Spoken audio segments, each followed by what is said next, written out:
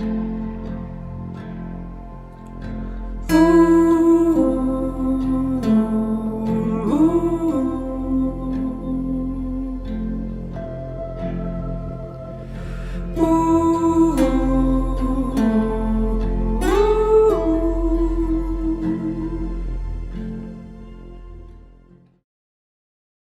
I'm Toni. We're with Canadian Beats, and we're here in Toronto at the Great Hall with Montreal-based singer-songwriter and folk musician Matt Hulobowski. Did I pronounce that right? Yeah, you got it. Hi. And welcome. It's great to be sitting down with you. Thank you. The last time you interviewed with Canadian Beats was in May 2017, and it was around the release of your last album, Solitudes, which actually ended up going gold.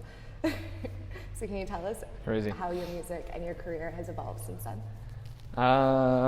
It evolved a lot. I mean, since then, it sort of happened near the end of the tour, so I had already evolved quite a bit before that happened. I don't know that like getting a gold record changes who you are as a person, unless you're influenced by that kind of thing. But as an artist, I think touring had more of an effect on it. And you did like over 200 tour dates, right? Yeah, we did a lot of shows, so I just got better at what I do, and then in terms of songwriting. I sort of permitted myself to go in a completely new direction, and yeah. Yeah, so about the album, I read that you'd been moving away from folk, and I gave the album a listen, and I can definitely see how the album has evolved from your more traditional and consistent sound from Old Man in 2015 and Solitudes in 2016. So what inspired you to want to go in a different direction? Were there like any other artists that might have had an impact on your career and like made you choose to change your sound that way? Sure, yeah. I mean, I think I just got bored of doing the same thing over and over again. I think the kind of music that I listened to evolved as well. I really love the folk genre. I obviously still really like it, and there's a lot of it still in the record. But I think that there was this like long-standing idea in folk that you have to like sort of remain within the roots, and any exploration outside of like the acoustic part of an instrument is sort of like it doesn't fit within the genre, and I think there's a couple of it's a box, and I think there are a couple of like key artists that were sort of like, let's say Bon Iver is like, everyone thinks like Forever Ago is like a record that was made in the woods, you know, and it was, but it was also like a heavily produced record, and then when he put out 22 Million, it was this like crazy thing where people were like, this is not folk music anymore, but at its core it is. The structure of the song is still folk. It tells a story, and that kind of, I think, inspired a lot of folk artists to decide to try to take different sonic avenues to make music, and I was like, I'm into that, so. Yeah. It's funny that you said that. I actually read some interesting things about your new album on on the website. So after doing those 200 tour dates across like North America, Europe, and the UK on the Solitudes tour, as well as like opening for Ben Folds, Sophie Hunger, and two-time Juno winner Dan Manigan, and playing festivals like Osheaga and Bonnaroo, I read that you actually went and hid in the woods for about 2 months to finish Weird Ones. Yeah, I did two separate sort of retreat type things. At the end of the tour, I went to Krakow in Poland for 2 months, and I just like holed up an apartment there and just kind of walked around the city and drank coffee and just like disappeared. Did you get a tattoo? Did I get? Did you get a tattoo? No. Because Krakow is like an awesome place to get tattoos. Yeah, it really is. I was tempted. And it's such amazing artists. It's an amazing city, and it's really inspiring, and it has this like this beautiful mixture of like a really dark history, you know, in some sense, but also a really courageous and resilient history. Yeah, that's kind of why I went there. I was looking for that, and it's also like a super hip city, you know. It's probably really inspiring. There's super a lot inspiring. to see there. Yeah, and I just like I had 2 months free totally. I was really lucky, and I just spent 2 months like meandering about the streets and just like having coffee and watching people and all that. And then later, a few months after, I went to Banff for 2 months, and I had a cabin in the woods. Alberta. Yeah, in Alberta, at the Banff Center for the Arts. They have these like beautiful hut-like structures that are like in the woods. So I would sit in the woods and like write music, and there'd be like deer walking in front of my studio, and it was the mountains were right there. I was in the mountains, so that was pretty crazy. See, now that you say that, I can kind of see I can kind of hear that in the album. It was just released this week. Yeah, Friday, yeah. So, and you're releasing the new video, you told me. Tomorrow, yeah. Did we announce that yet? Well, we're this announcing is it, gonna I come think, out in at like like a 3 p.m. So I think the announcement will come before the She can recording. edit that out. No, it's all good. No, but that's exciting. Yeah, we're putting out a video for Mellifluous Flowers, which I wrote actually in Krakow. Oh, that's so yeah. cool. What's the video like? It's the most depressing thing you've ever seen. It was this. I went there. I was like, I wasn't feeling too good when I went there. I was a little tired and it was a little. Lots of touring. Yeah, feeling a little bit lost and I needed felt like I needed some courage or some resilience or something like that. And so I went to Poland because I figured, like, what country has been invaded the most in the history of the world and still survived. And so I went there and it was kind of this like super cliche, like I saw the light at the end of the tunnel. And so for me, it's like the darkest place I've ever been, but it's also like a kind of a story about hope and about knowing that, you know, happiness and sadness sort of like ebb and flow in and out of our lives in general. And then when you're not feeling too good, you can be sure that like happiness is just around the corner, just waiting to greet you again, you know. So yeah. Oh, that's amazing. Yeah. I actually I love to ask touring artists what their favorite country or their favorite city is to play in the world. But the thing about you is you're like a natural traveler. You wrote your first album, Old Man, about your travels, right? So where is your favorite place that you've been in the world? I mean, Krakow, definitely. Yeah? But yeah, it kind of became my favorite city, but I think I was a little biased because it's sort of like... Because you had such an amazing experience. Well, yeah, it was so like this life-changing, it Yeah. absolutely was a life-changing experience. Developing time in your life. Yeah, absolutely. But there were, I guess, I sort of see my life in terms of like very specific moments where like my life takes a different direction. And those tend to be like in relation with a travel story of some kind. And I guess like the first obvious one was I spent just after university, I traveled to Uganda for 2 months, and I was helping to film this documentary in like the north of Uganda. And like we traveled to like the bush and like hung out with locals a lot, and it really opened my eyes to what the world was really about, you know.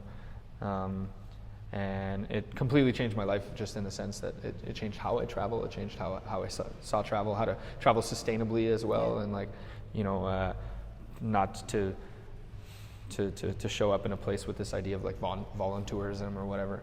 So yeah, Uganda was a big one, and actually the name of my first record, Again, Old Man, comes from there, and I wrote a couple of the songs from that record while I was there too. Oh, while you were there? Yeah. Oh, that's really cool. I have this song Mango Tree that I wrote in a town called Pabo, just like 2 hours, I think, east of Gulu, where we were staying. And we were there like hanging out with some of the locals. Like, we're filming doctors doing HIV tests on locals. And they just like, we sat under a mango tree and they brought us like peanuts, and we just hung out with them and ate peanuts under a mango tree. So You didn't eat the mangoes? no, the mango season was over, sadly. Oh. I showed up like a month after. They're like, the mangoes are all gone, sorry. I would have gone for the mangoes. Yeah, I wish. No mangoes. No, but that's really amazing. So have you done other like documentaries since then? No, I mean, I hardly did. I was like, I went there because I wanted to participate in the trip, and I had some friends who were doing the documentary, and they're like, can you hold a boom pole? Oh. And I was like, I can do that, and I could be It's like, let me carry the cymbals. Yeah, kind of thing. Yeah. And also like, because I studied in politics, I had like a bit of an insight as to like things you can or can't ask, you know, Yeah. or I could help with like the creation of the questions and all that stuff. So yeah. You studied in Montreal? Yeah. Oh, that's cool. And McGill? Concordia. Oh. Yeah. Is McGill in Montreal? Yeah. Uh-huh. Yeah, McGill's in Montreal. You're good. Concordia is like the it depends on the program. McGill people will say it's the lesser school, and then Concordia people will agree and say that McGill people were pretentious. It's like U Ottawa and what's the other one? Which they're one? Fighting with U Ottawa and. I don't know. What is U Ottawa? What's the one that they fight with? Carnegie? Carleton. That's Carleton. it. Yeah, they're both inferior to Concordia. So. Well, you'd hope so, right? That's. Yeah. There's something. Oh, You actually told us last time you interviewed with Canadian Beats that an aspiration of yours was to visit 30 countries before you turn 30. And you're 26 now? Nailed it. I'm 31. Yeah? Oh my gosh, that's amazing. Yeah, when did you reach? On my 30th birthday, Ireland was my 30th country. Oh, you're 30? 31. Oh. Yeah. But you got all 30 countries. Yeah. Oh, that's amazing. Yeah, and ironically, by the time I got there, I was like, I don't really care about this thing anymore, because you do this and you're collecting countries, and some of them scratching them off on the map. Yeah, and then I don't know, maybe because I turned 30 and I was more mature, I was like, this is kind of a silly thing to try to do, and I'd rather do what I did in Poland and spend 2 months in one city, and I know that city as well as I know Montreal or Paris, where I did a similar thing, so. And I guess it's easy to hit all those countries when you're touring so much. No, because you're touring and you're going to the main hubs. They're business trips.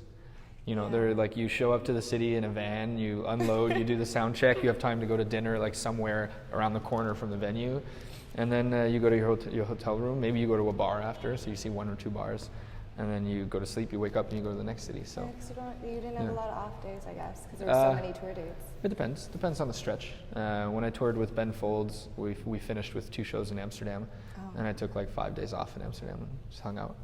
That was cool. Did you just go to Amsterdam, or did you go anywhere else in the Netherlands? I've never been anywhere else than Amsterdam in the Netherlands, but I'd like to. But it's really pretty. They have all the water. Yeah, Rotterdam, I hear, is really nice as well. How do you say it? Utrecht? Whatever. Yeah. I don't pretend to be able to pronounce anything they're saying to me.